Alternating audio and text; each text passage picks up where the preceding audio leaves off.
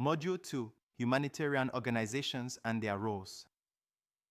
In this module, we will examine the key humanitarian organizations that operate globally, their roles, and the vital contributions they make during crisis. Humanitarian organizations can be international, national, or local, and their functions are diverse, ranging from providing emergency relief to facilitating recovery and promoting long-term development.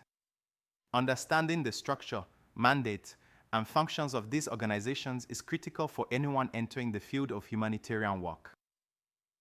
Key concepts to explore: different types of humanitarian organizations, NGOs, UN agencies, governmental and intergovernmental organizations. Roles and responsibilities of humanitarian organizations. The coordination of humanitarian efforts among different organizations. The challenges faced by humanitarian organizations in the field. Types of humanitarian organizations. Humanitarian organizations can be categorized into different types based on their scope, mandate, and operational model. The primary types are non-governmental organizations, NGOs. NGOs are independent, non-profit organizations that are usually humanitarian or development-focused. Some of the most prominent international NGOs include Doctors Without Borders, Medicine Sans Frontieres, MSF provides emergency medical care in crisis zones. Oxfam works on both emergency relief and long-term development. Save the Children focuses on children's rights, education, and emergency relief. NGOs are often flexible, highly specialized, and quick to mobilize during crisis. They can work in conflict zones, areas affected by natural disasters, or regions experiencing chronic poverty. United Nations agencies. The UN plays a central role in global humanitarian efforts through its specialized agencies. Some of the main UN agencies involved in humanitarian work include UNICEF, United Nations Children's Fund, focuses on the rights of children and provides aid related to education, healthcare, and child protection. UNHCR, United Nations High Commissioner for Refugees, provides protection and assistance to refugees, asylum seekers, and internally displaced persons, IDPs. WFP, World Food Programme, delivers food assistance to those facing hunger due to conflict or disaster. These agencies work to address specific needs within their mandate and often coordinate with NGOs and governments for effective response strategies. Governmental agencies.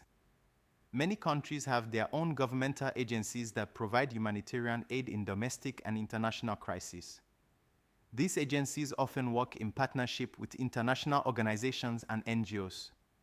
For example, USAID, United States Agency for International Development, a US government agency that provides humanitarian assistance to global crises. DFID, Department for International Development, a UK government body that focuses on global development and crisis response. Governments may also assist in facilitating aid through funding, logistics, and political support. Intergovernmental organizations, IGOs. IGOs like the European Union, EU, or the African Union, AU, coordinate and provide humanitarian assistance across borders. These organizations often intervene during conflicts or natural disasters to support humanitarian efforts and facilitate cross-border aid coordination. Key roles and responsibilities of humanitarian organizations. Humanitarian organizations serve several critical roles in a crisis response. These roles include emergency response and relief operations. Humanitarian organizations mobilize to provide immediate relief in the form of food, shelter, water, and medical care to those affected by a crisis. Coordination and collaboration. Humanitarian response requires effective coordination between various actors to avoid duplication and maximize impact. Organizations like the United Nations Office for the Coordination of Humanitarian Affairs, OCHA, play a crucial role in coordinating responses across multiple stakeholders. Protection and advocacy. Humanitarian organizations advocate for the rights and dignity of affected populations. This includes advocating for safe living conditions, protection from exploitation, and upholding human rights in crisis situations. Long-term recovery and rehabilitation. While immediate relief is critical, humanitarian organizations also focus on rebuilding infrastructure, livelihoods, and providing psychosocial support to help individuals and communities recover from the trauma of crisis. Capacity building and resilience. Many humanitarian organizations also work on strengthening the resilience of communities to future disasters, such as building infrastructure, enhancing local disaster preparedness, and providing training to local responders. The coordination of humanitarian efforts. Coordination is a fundamental element of humanitarian response. With so many different organizations involved, it is crucial that they work together to avoid redundancy, share information, and leverage resources effectively. Some of the key coordination bodies include the United Nations Office for the Coordination of Humanitarian Affairs, OCHA. OCHA plays a pivotal role in coordinating global humanitarian efforts. It ensures that humanitarian aid reaches those in need and facilitates the collaboration between UN agencies, NGOs, and governments. The cluster system. The UN and NGOs use a cluster system to coordinate responses across different sectors. These sectors include food security, shelter, health, and protection, among others. Each cluster is led by a specific organization, often a UN agency or NGO, that is responsible for coordinating activities in that area. Humanitarian country teams, HCT. In each crisis-affected country, a humanitarian country team is formed, which includes representatives from international organizations, NGOs, and donor governments. The HCT works together to create a coordinated emergency response plan. Challenges faced by humanitarian organizations. Humanitarian organizations face numerous challenges when responding to crises, including access to affected areas.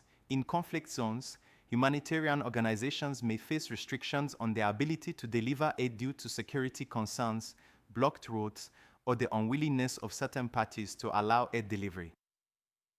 Funding and resources. Securing sufficient funding and resources to carry out large-scale humanitarian responses can be challenging.